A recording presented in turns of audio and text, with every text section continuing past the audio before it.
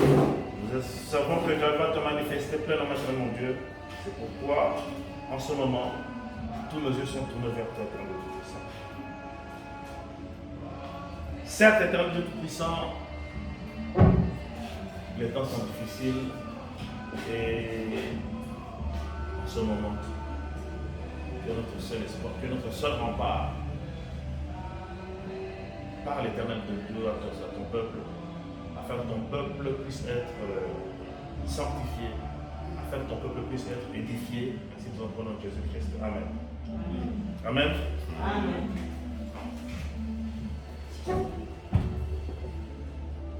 Quand on a la partie en Obama, livre des Actes, Actes des Apôtres, Acte 16, à partir du verset 16 jusqu'au verset 26. Il y a quelqu'un qui peut nous lire, s'il vous plaît?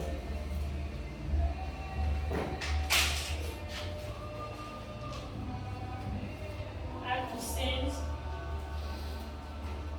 verset 16, de la parole du Seigneur. Comme nous allions au lieu de prière, une servante qui avait un esprit d'époutant et qui, en devinant, procurait un grand profit à ses maîtres, vint au-devant de nous et s'est mis à nous suivre, Paul et nous. Elle criait: ces hommes sont les serviteurs de Dieu très haut, et ils vous annoncent la voie du salut. Elle fit cela pendant plusieurs jours. Paul, fatigué, se retourna et dit à l'esprit: je t'ordonne, au nom de Jésus-Christ, de sortir d'elle. Et il sortit à l'heure même. Le maître de la servante, voyant disparaître l'espoir de leur gain, se saisit de Paul et de Silas et le traînèrent sur la place publique devant le magistrat. Ils leur présentèrent au prêteur en disant: ces hommes troublent notre ville. Ce sont des Juifs qui annoncent des coutumes qu'il ne nous est permis ni de recevoir ni de suivre. À nous qui sommes romains. La foule se souleva aussi contre eux. Et le prêteur, ayant fait arracher leurs vêtements, ordonnèrent qu'on les bâtît de verges. Après qu'on les eut chargés des coups, ils les jetèrent en prison, en recommandant aux geôliers de les garder sûrement. Les geôliers ayant reçu cet ordre, les jeta dans la prison intérieure et leur mit le sceau aux pieds. Vers le milieu de la nuit, Paul et Silas priaient et chantaient les louanges de Dieu. Et les prisonniers les attendaient. Tout à coup, il se fit un grand tremblement de terre, en sorte que le fondement de la prison fut ébranlé. Au même instant, toutes les portes s'ouvrirent et le lien de tous les prisonniers fut rompu. Amen. Amen. C'est la parole de Dieu. Dieu Tout-Puissant, nous allons comprendre la leçon que tu as réservée pour nous ce matin. Toi seul parle à ton peuple afin qu'il puisse être édifié. Ainsi nous en prenons Jésus-Christ. Amen. Donc, nous sommes au temps de la récolte en effet. Mais l'Église a le devoir, lorsqu'il y a des événements qui se passent dans le pays, lorsqu'il y a des événements qui se passent dans une contrée, de montrer aux chrétiens comment est-ce qu'ils peuvent faire face à ces événements-là. Et aujourd'hui, le Seigneur nous a mis à cœur de voir comment est-ce que nous pouvons faire face aux enlèvements. Non seulement aux enlèvements, mais à tout problème qui nous arrive. Comment est-ce que le chrétien doit faire face aux problèmes? La plupart des gens croient que lorsqu'on devient chrétien, on n'a plus de problème. Bien aimé, le chrétien reçoit le problème de la même façon que le païen. Les problèmes ne seront jamais finis jusqu'à la fin du monde. La seule différence est notre façon de nous comporter lorsque nous sommes dans la tribulation, lorsque nous avons des problèmes. Dans cette histoire, on voit Paul et Silas qui étaient en train de faire le travail de Dieu. Mais, curieusement, malgré qu'ils faisaient le travail de Dieu, on les a arrêtés. Amen. C'est à partir de là que nous allons prendre notre texte.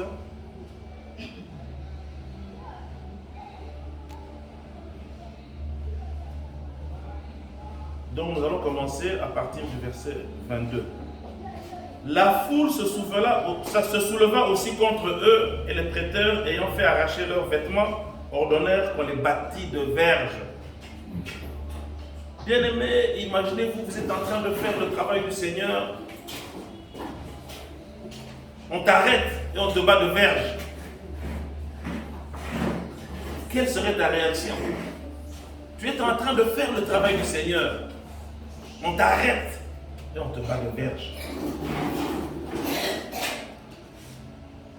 Aujourd'hui, le chrétien a la latitude d'évangéliser. Dans notre pays, bien sûr, parce qu'il y a certains pays où on ne peut pas encore évangéliser. Il y a certains pays où on ne peut même pas avoir une Bible. Mais ici, on peut encore le faire. On a la latitude. On a même le devoir de évangéliser. On a le devoir de faire le travail de Dieu. Mais dans certains pays, si vous essayez de parler de Jésus-Christ, et chose incroyable, je vais vérifier, on m'a dit qu'aujourd'hui, on ne peut plus parler de Jésus-Christ en Israël. La religion juive interdit qu'on parle de Jésus-Christ.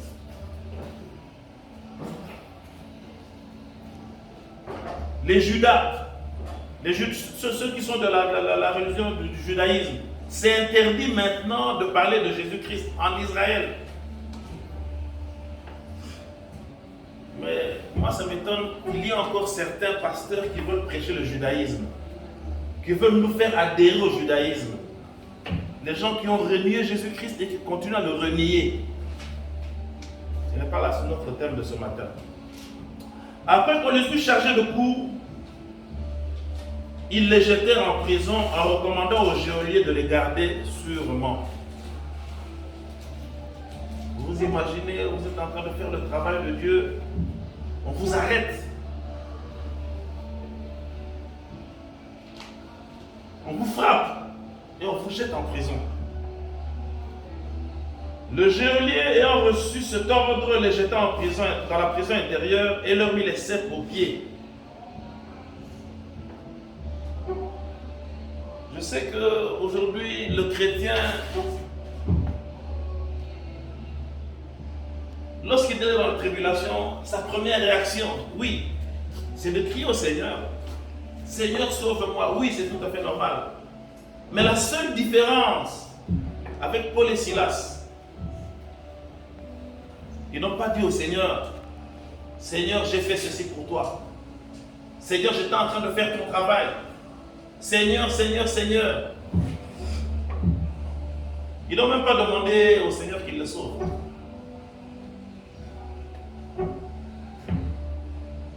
Qu'est-ce qu'ils ont fait? Ils ont juste commencé à louer l'Éternel. Amen. C'est la puissance de la louange. Bien aimé, lorsque nous louons l'Éternel, on ne se rend pas compte de la puissance de la louange. On ne se rend pas compte de ce qui se passe. C'est comme ça d'ailleurs, je vois la plupart des gens, même dehors le dimanche, vous verrez l'église sera pleine bientôt. Mais les gens se disent, ah non, là c'est encore la louange, c'est encore l'adoration. Moi j'irai quand le culte va commencer. Bien aimé, le culte commence avec la louange. Amen. On ne comprend pas la puissance de la louange, on ne comprend pas l'importance de la louange. Je me rappelle, c'était en 1998. Je vous ai déjà raconté cette histoire à l'époque où je travaillais à la Banque Centrale. 1998, entrée de l'AFDEL. Je suis jeté en prison, à la prison de Makala. C'est en 1998. Je suis à la prison de Makala pour une faute que j'avais commise. Mais je ne faisais que louer l'Éternel. Amen. Dans la prison, quand vous demandez papa, toute personne en prison est innocente. Amen. Toute personne, quand vous nous demandez en prison, que ce soit les malfrats, les violeurs, tous ces gens qui sont en prison, comme il n'a jamais rien fait. Mais comment est-ce qu'un chrétien peut se comporter lorsqu'il est arrêté? Comment est-ce qu'un chrétien peut se comporter quand il est dans la tribulation? C'est d'abord de se confesser. Amen. D'abord de reconnaître sa faute s'il est en faute. Amen. Moi j'étais en faute. Et lorsqu'on est venu m'arrêter, je riais, je dis, ah, Nzambazouinga. J'étais chrétien. Bien aimé, ne croyez pas que lorsque comme vous êtes chrétien, vous ne pécherez plus. Le diable peut vous séduire et vous faire un péché. On peut vous arrêter. Mais la seule différence entre un chrétien et un païen, c'est comment vous vous comportez quand vous êtes face à la tribulation. Amen. Amen. Je savais. J'ai dit, quand on est venu m'arrêter, ce n'était pas le diable. C'était Dieu lui-même. Amen. Dieu peut aussi permettre certaines circonstances pour que vous soyez arrêtés. Si vous êtes dans l'erreur, si vous êtes dans la faute. Mais qu'est-ce qu'il faut faire? Comment est-ce qu'un chrétien doit se comporter? D'abord, reconnaître sa faute. Se confesser. Bien aimé, je faisais comme Paul et Silas. Je ne demandais même pas à ce que le Seigneur me libère. Quelle était cette faute? Parce que quand on laisse l'ambiguïté, les gens se disent, comme c'était la banque. J'avais aidé une famille, c'était à l'époque de l'AFDEL. J'avais aidé une famille, j'avais un ami qui avait une femme qui était rwandaise. Alors, à l'époque, on traquait les Rwandais. Amen. J'avais aidé sa femme à voyager. Amen. Et c'est comme ça qu'on m'avait arrêté. Quand on a retracé, on a vu que c'était moi qui avais fait les visas, qui avait aidé cette personne-là à voyager. On m'a arrêté. Il y avait faux et usage de faux. En tout cas, les gens disaient ce type-là, où il est parti, c'est 20 ans. Il va faire 20 ans en prison. 20 ans. Faux usage de faux, en tout cas, les magistrats disent 20 ans. Et moi, je riais. Est-ce qu'il comprend ce qui lui arrive? Est-ce qu'il sait ce qui va se passer? Moi, je riais parce que je sais que le Seigneur ne va pas m'abandonner. Amen. Amen. Parce que j'avais déjà reconnu ma faute. Et en prison, je ne demandais même pas au Seigneur qu'il me libère. Je disais, c'est la volonté de Dieu. Et si je viens en prison, je n'étais pas pasteur. Hein. C'était en 1998. Mais j'étais déjà un vrai chrétien depuis très longtemps parce que moi, je me suis converti en 1980. Je ne sais pas si tu étais déjà né. J'avais 18 ans de vie chrétienne. Et je riais. Ah, Nzambe Zinga. Nzambe Zinga. J'avais reconnu ma faute. Et qu'est-ce que je faisais en prison? J'étais un adorateur. Je ne faisais que louer l'Éternel. Et quand je louais l'Éternel, il faut avouer que moi je ne connaissais pas les chansons lingala. Ça, il faut l'avouer à l'époque, je ne connaissais pas les chansons lingala. Et j'attendais que quelqu'un chante en lingala. Nous tous on commençait à chanter. Et la prison se mettait à chanter. Toute la prison chantait. C'était comme une grande église. Et moi je disais, Yéma, quand ils sont à chanter, allez, tout le monde commence à chanter. Bien aimé, laisse-moi te dire que lorsque tu te mets à louer l'Éternel avec foi, parce qu'il y a loué, et puis quel chant, parce qu'il faut que ce soit un cantique, que ce soit un chant qui véhicule le Saint-Esprit.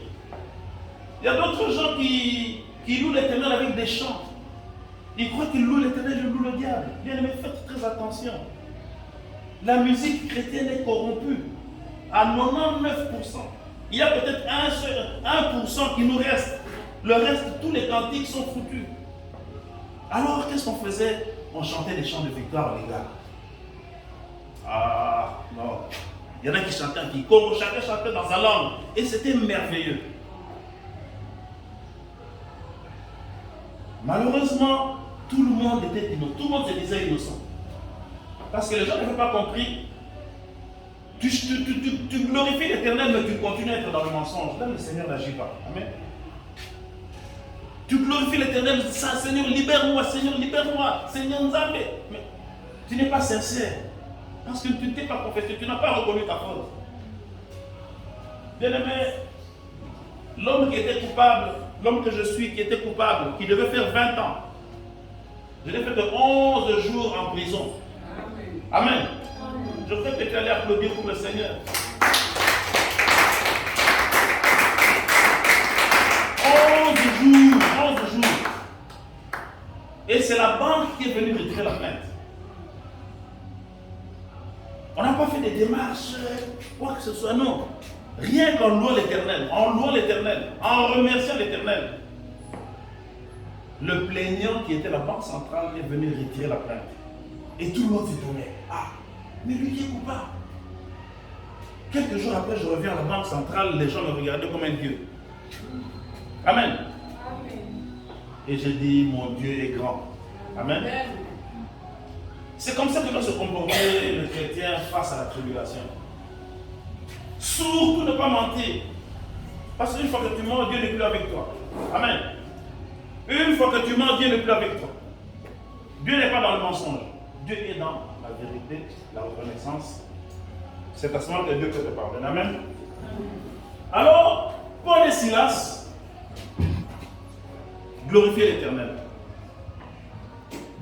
On ne nous dit pas, mais je sais qu'il y a eu des gens qui se sont convertis ce jour-là. Amen. Je sais qu'il y a eu des gens qui sont venus à Dieu, il y a des gens qui sont venus au Seigneur. Parce que je me rappelle, lorsqu'on louait l'Éternel en prison, les gens qui m'appelaient pasteur, pourtant je n'étais pas pasteur, et qui venaient, je commençais à parler du Seigneur Jésus-Christ. Il y a des gens qui se sont convertis. Comme j'avais déjà les 4 lois spirituelles en tête.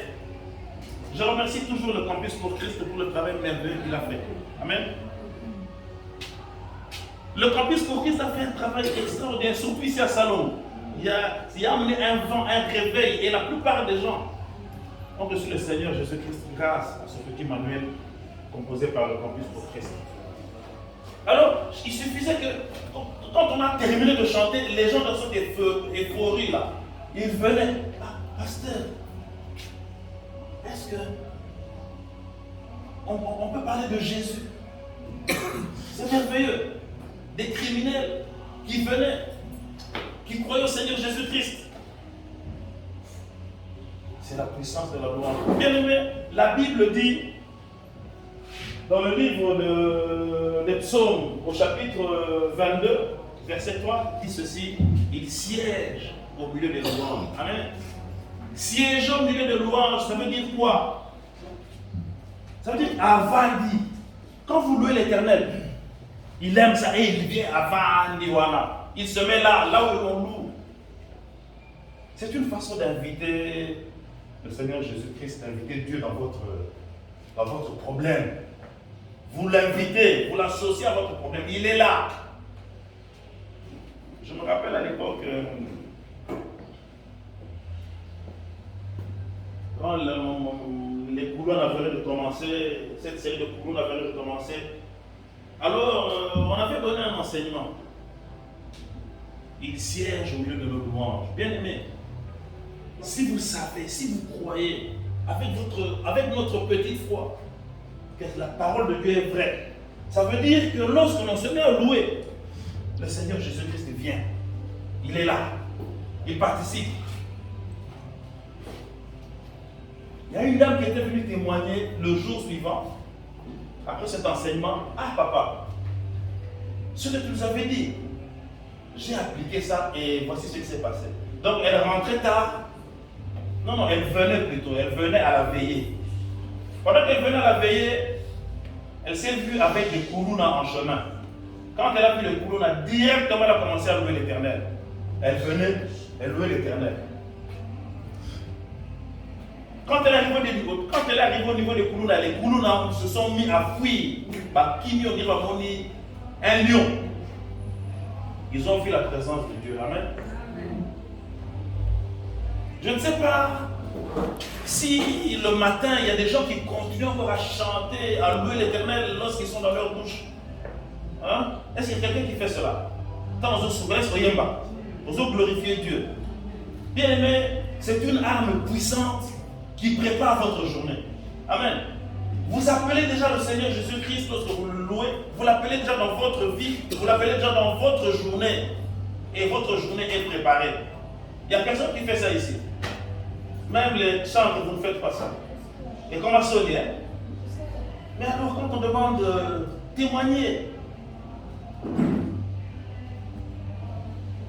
aujourd'hui, les gens ont honte de glorifier Dieu.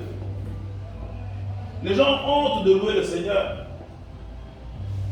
Mais laisse-moi te dire que c'est une puissance. C'est le thème qu'on avait prêché ce jour-là, c'était la puissance de la louange. Bien-aimé, laisse-moi te dire qu'il y a une puissance dans la louange. Quand tu marches seul en chemin, bien-aimé, même si tu ne peux pas glorifier Dieu en haute voix, mais quand tu marches, glorifie Dieu. Chemin faisant, et dans ta marche, il viendra siéger au milieu de tes louanges. Amen. Il y a une force, il y a une puissance dans la louange.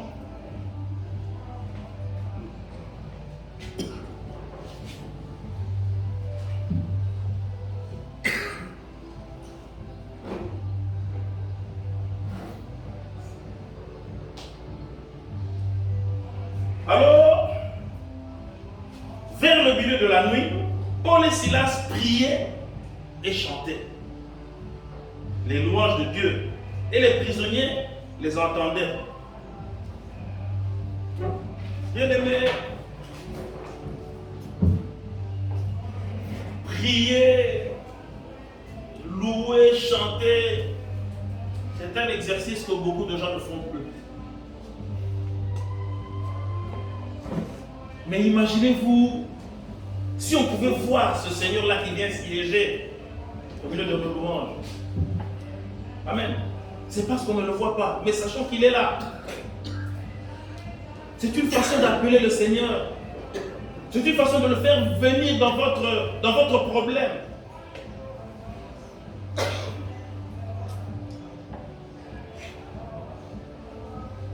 En général, les chantres reçoivent beaucoup de bénédictions. Amen. Parce que lorsque vous louez là, lorsque vous chantez, c'est prier 2 fois. Je crois que vous le savez. Chanter, c'est prier 2 fois. Et le louer, c'est encore plus. Le seul problème, c'est ce que vous chantez. Le seul problème, c'est aujourd'hui, je crois que vous savez que j'ai un permis pour jouer la musique de Moïse Ndiaye dans cette église.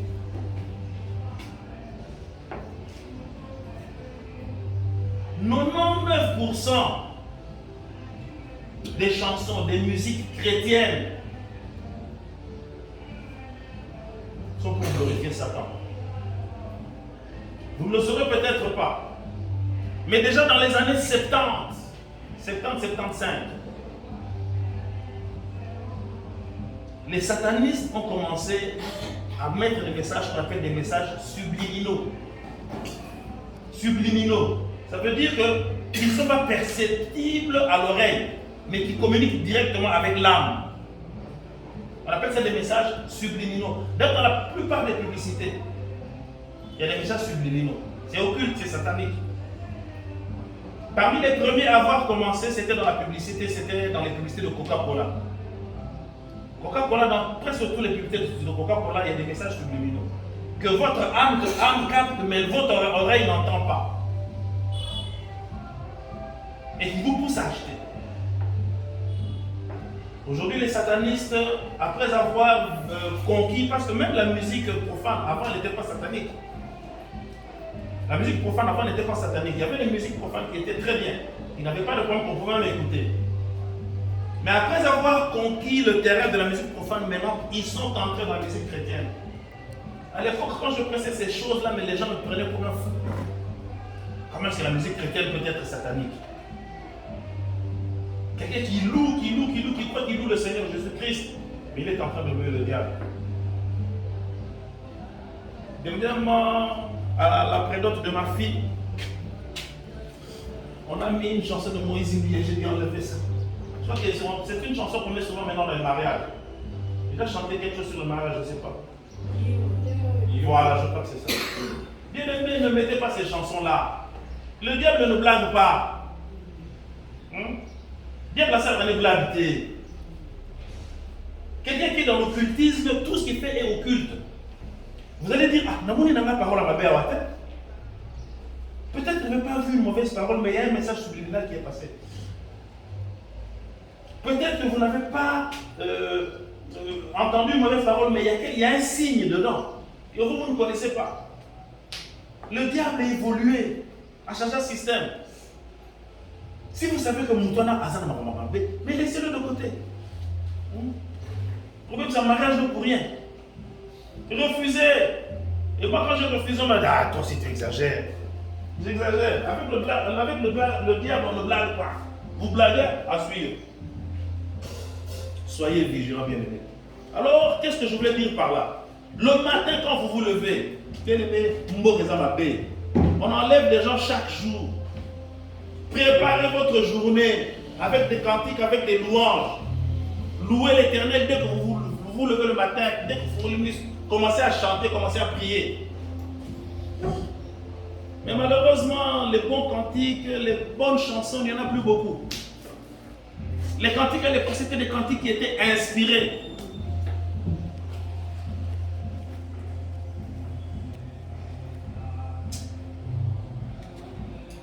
À l'époque, je ne comprenais pas des gens comme les branhamistes. Il y a d'autres gens qui sont un peu extrémistes, qui n'aiment pas chanter des chansons de nos musiciens. Les témoins de Jéhovah, pour ça, je ne sais pas, je ne les connais pas. Chantons des cantiques inspirés, surtout quand on veut louer l'Éternel. Amen. Nous ne chantons pas pour notre chair, nous chantons pour notre esprit. La vraie musique chrétienne à l'époque, elle a commencé, enfin, disons, comment dirais-je, comme aux États-Unis par exemple. Les esclaves, quand ils chantaient, et ceux qui les maintenaient dans leur foi, c'était la musique, c'était les cantiques. Et c'est comme ça qu'est née la soul music. Soul. Soul qui veut dire âme, la musique de l'âme. La musique des esclaves,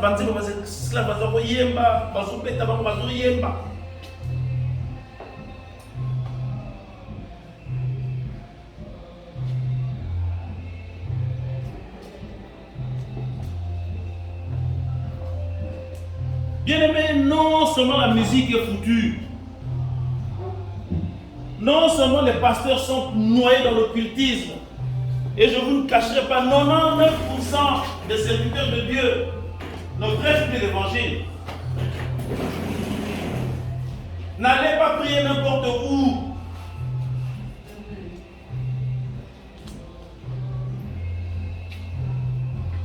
Des gens comme les pasteurs Rick Warren, trois doctorats en théologie, spécialistes, ils connaissent toute la parole de Dieu.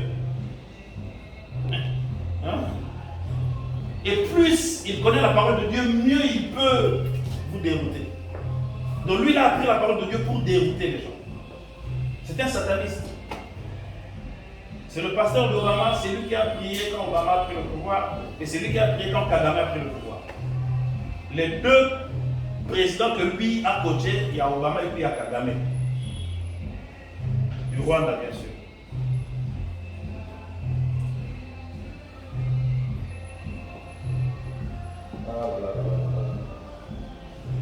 La puissance de la louange, mais la louange que vous faites doit être réellement destinée à Dieu. Ne chantez plus n'importe quoi. Quelquefois, vous chantez, vous êtes en train de bloquer votre propre vie.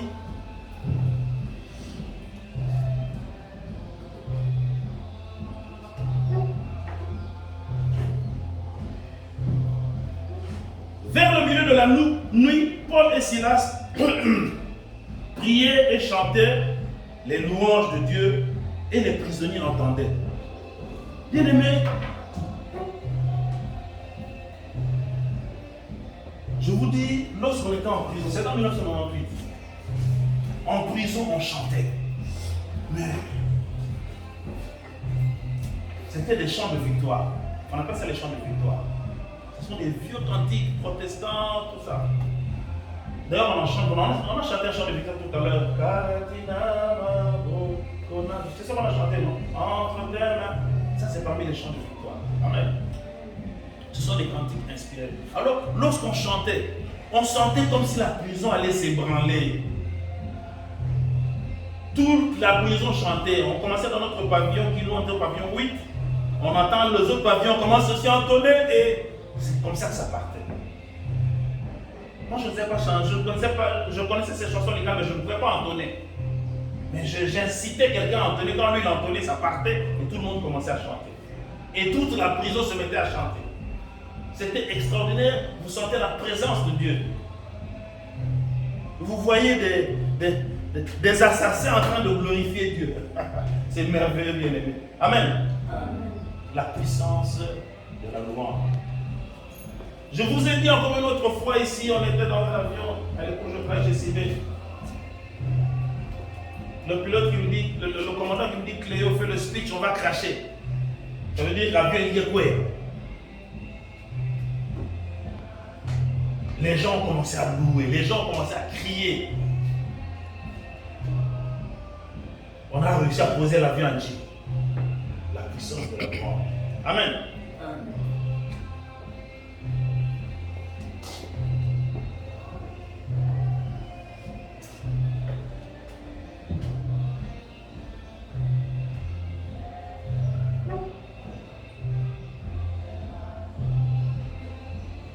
Vers le milieu de la nuit, Paul et Silas priaient, chantaient les louanges de Dieu et les prisonniers entendaient. Bien aimé, lorsque tu loues l'Éternel, lorsque tu chantes,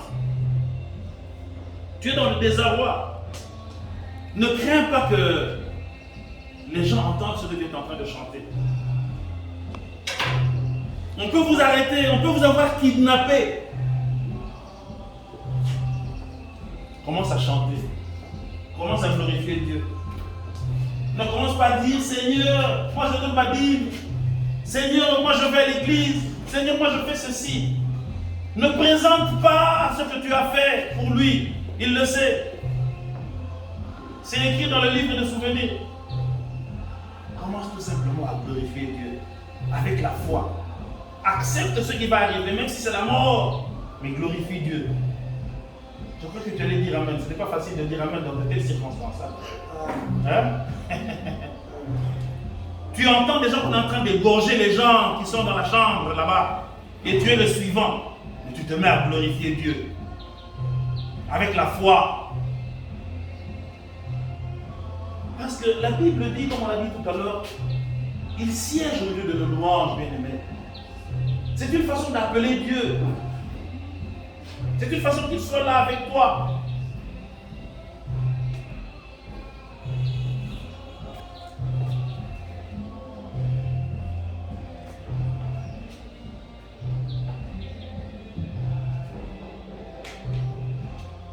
Vous entendez le cantique, hein? Ça ne vous emporte pas. Ça repose l'âme. Ça fait véhiculer le Saint-Esprit. On n'a pas besoin d'instruments extraordinaires. Entendez.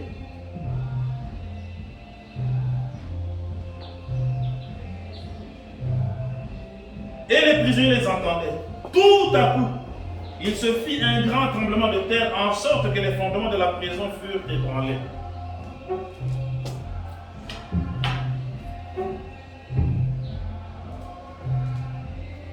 Vous vous rappelez de Jéricho? Qu'est-ce qui a fait tomber les murs de Jéricho? Ce sont les louanges. Amen. Il y a de la puissance. Il y a de la puissance dans la louange. Ayez l'écoute. Qu'est-ce que le Seigneur a dit? Priez, louez avec foi. Et vous verrez la main de Dieu s'accomplir. Et vous verrez la main de Dieu vous retirer. On peut tuer tout le monde. Mais il vous soutirera de ce problème, de cette peine.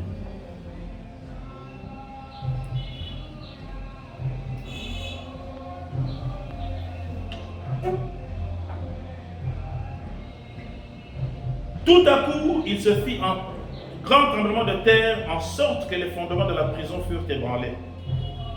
Au même instant, toutes les portes s'ouvrirent et les liens de tous les prisonniers furent rompus. Amen. Bien aimé, Paul et Silas, on n'a vu nulle part où ils ont demandé à être libérés. Amen. On n'a pas vu. La Bible ne nous dit pas. On ne sait pas s'ils l'ont fait. Mais la Bible ne dit pas qu'ils ont dit Seigneur, libère-nous. Seigneur, nous a attrapés, on n'a rien fait. Ne cherche pas à clamer ton innocence, bien-aimé.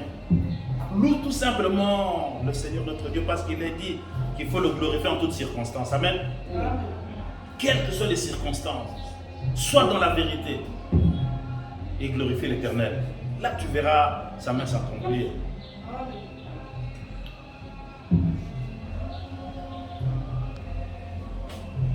Toutes les portes s'ouvrirent et les liens de tous les prisonniers furent rompus.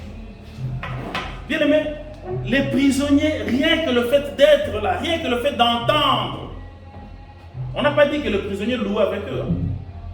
On a dit que les autres entendaient.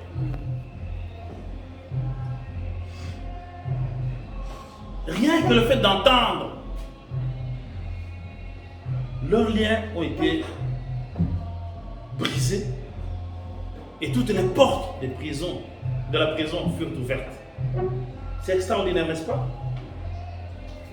Bien-aimés, comme je l'ai dit tout à l'heure, la seule différence entre nous et les païens, c'est comment faire face aux problèmes. Donc, tout problème peut vous arriver, à n'importe quel moment. On peut aussi vous enlever. On ne le souhaite pas, mais on peut vous enlever. Mais d'abord, soyez prudents. Amen.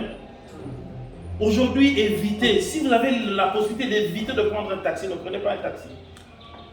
Privilégiez les grands bus. Mais si vous devez prendre un taxi, si vous pouvez éviter de vous asseoir devant, évitez. Asseyez-vous plutôt derrière, si possible. Parce que souvent, c'est par derrière qu'on vous met un mouchoir avec le chloroforme pour vous endormir. Et si vous asseyez derrière, regardez derrière, regardez dans le coffre. Est-ce qu'il n'y a pas quelqu'un qui est caché là-bas? Parce qu'on a entendu d'autres, il était assis derrière.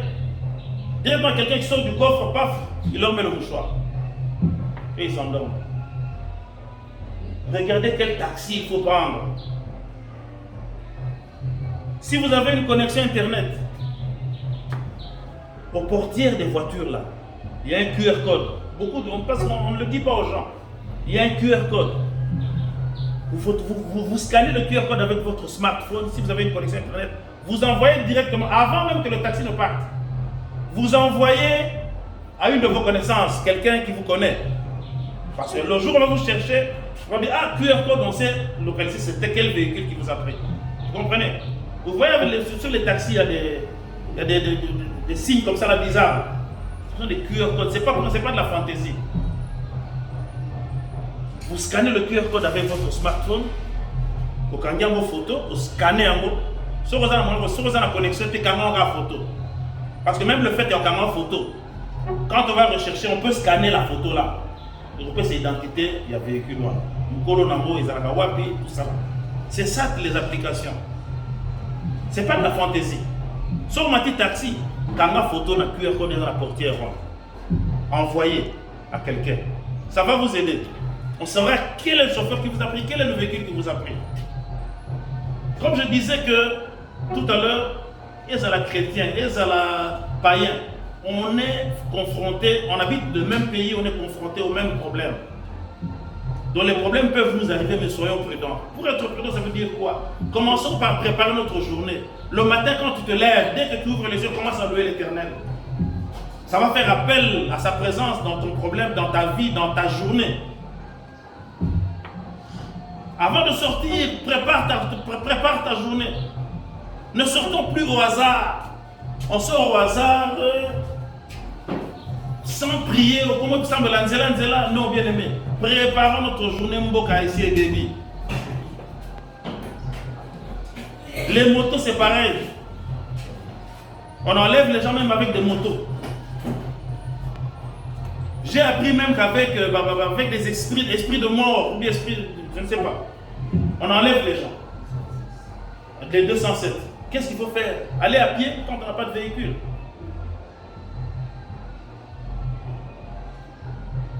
Et tout ce qu'on dit là, qu'on vend des reins, moi je vous dis c'est faux. C'est un gros mensonge, on ne vend pas les reins comme ça. La vente des organes, c'est une médecine spécialisée. C'est une médecine spécialisée, ça ne se fait pas par n'importe qui aux umbelo, parce que les rien comme le Kola Mutazo, Boukaso qui manga, je ne sais pas, non. Pour qu'on prélève le rein de quelqu'un, on doit faire des examens de compatibilité. C'est pas n'importe quel rein, ok, comme une pièce de rechange, n'importe non. Et puis le rein a quelle durée de vie? Ça va arriver après combien de temps? Durée de vie, donc c'est combien de temps? Pour la conservation, avant pour ça la transplantation. La vente des reins, on fait l'examen de compatibilité et puis la personne qui doit être opérée, si possible, à ça déjà, parce qu'il va fongolier déjà. Toi, on ouvre, on prélève un rein, pas deux. On prélève un rein directement aux mains. Si la personne est à distance, ça se fait par hélicoptère. Avec des petits frigos spéciaux. Ce n'est pas n'importe comment. Cette histoire de vente d'organes, moi je vous dis que c'est faux. Ça, ce sont des gens qui veulent mettre un trouble dans le pays. Mettre la sécurité, c'est tout. On ne vend pas les organes comme ça. Ce n'est pas de...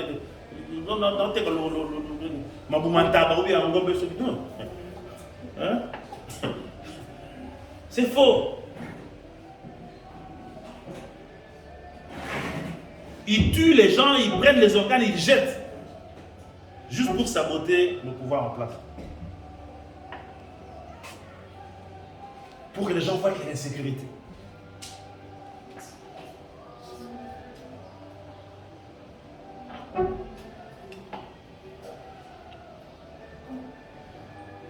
Donc je disais que, avant de sortir le matin, bien aimé, préparez votre journée. Vous ne savez pas ce qui vous attend. Vous ne savez pas ce qui va se passer dans les prochaines heures. Moi, je ne sors jamais la nuit. En tout cas, souvent, plus tard, quand je ne suis pas ici à l'intercession, mais je crois même que l'intercession, comme ces derniers temps, on va commencer un peu plus tôt, terminer plus tôt aussi. Comme les enfants n'étudient pas, on termine un peu plus tôt. Je ne sais pas, on va se concerter. On essaie de commencer plus tôt, terminer plus tôt. Il y a vraiment l'insécurité au pays. Amen. Non seulement ça, même les gens qui sortent, il y a des gens qu'on enlève le matin, à 10h du matin, à 9h du matin. Donc personne n'est épargné. Avant c'était avant, mais même toi qui sors le matin, tu n'es pas épargné. C'est devenu très compliqué. C'est pour vous dire que cette histoire des reins, c'est faux.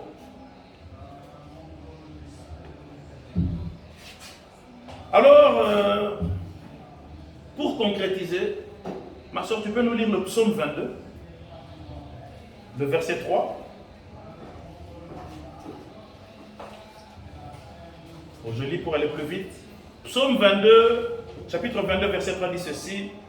Pourtant, tu es le Saint et tu sièges au milieu des louanges. Bien-aimé, ce n'est pas de la blague. Notre Seigneur siège au milieu des louanges. Quand tu loues le Seigneur, tu l'invites à prendre possession. Tu ne l'invites même pas à descendre parce qu'il est déjà en toi. Le Saint-Esprit est déjà en toi. Mais tu l'invites dans ton combat. Tu l'invites dans ta journée. Tu lui donnes ton combat, tu lui cèdes de la place. Et à ce moment-là, il siège au milieu de tes louanges. Rappelez-vous de cette dame qui partait à la veillée. Quand elle a vu le koulou na kotana et dit qu'il s'arrêtait. Elle s'est mise à louer le Seigneur. Quand elle arrive au niveau du koulou, les koulous l'ont regardé, ils ont commencé à fuir. La dame est venue témoigner, nous qui étions à la veillée. On n'a jamais su ce qu'ils ont vu. Tout ce qu'on savait, c'est qu'ils ont vu le Seigneur Jésus-Christ. Amen. Dans tout son effroi, dans toute sa clameur. Somme. Bakini Barumo.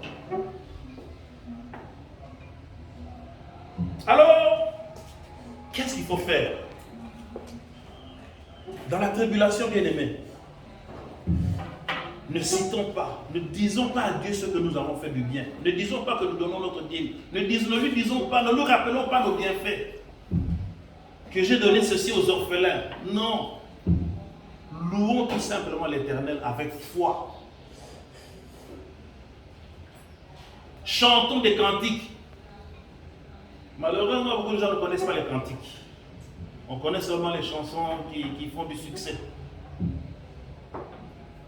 Mais laisse-moi te dire que la plupart de ces chansons, pas toutes, hein, mais la plupart de ces chansons qui font du succès, ce sont des chansons qui sont venues au diable. Comme 99% de pasteurs sont devenus occultes. Les pauvres chantent. Leur foi est basée sur ce que leur prêchent ces pasteurs. Parce que la Bible dit que la foi vient de ce que l'on entend. Amen. Et ce qu'on entend, c'est la parole de Dieu. La parole, on l'entend chez notre pasteur. Amen. Donc si moi je vous prêche du satanisme, sans que vous le sachiez, quand vous allez composer votre chanson, vous allez suivre ce que moi je vous dis. Mais si je vous prêche la parole de Dieu, votre chanson sera inspirée et imprégnée de la présence du Saint-Esprit. Amen.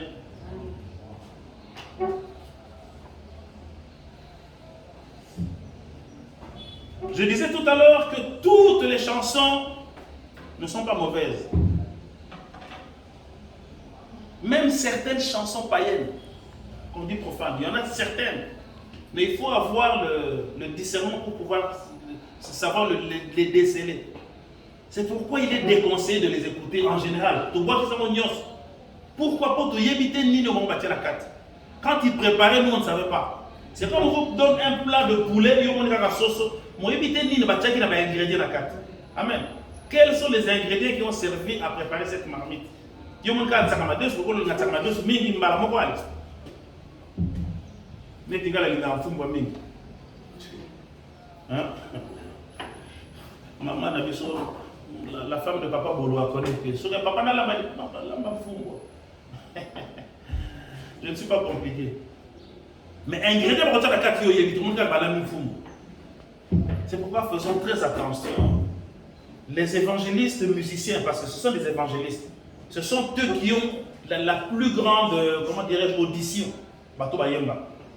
Parce que vous savez que même la musique à païen, il y a Sœur Brenda, il y a Moïse Mbie, on va qui parle à monter. Vous comprenez? Même les païens écoutent la musique chrétienne. Ils allaient à bien, ils allaient à malade, donc ce sont les plus grands évangélistes. On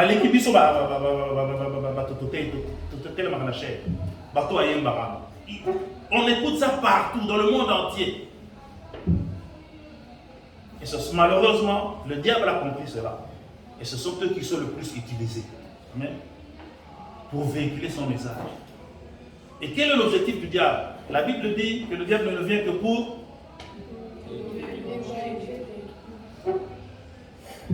Vous avez tiré la conclusion vous-même. Quand vous savez qu'un musicien est soupçonné, même pas qu'il est occulte, mais quand il y a déjà un petit soupçon d'occultisme, n'écoutez pas ces chansons, ne les jouez pas.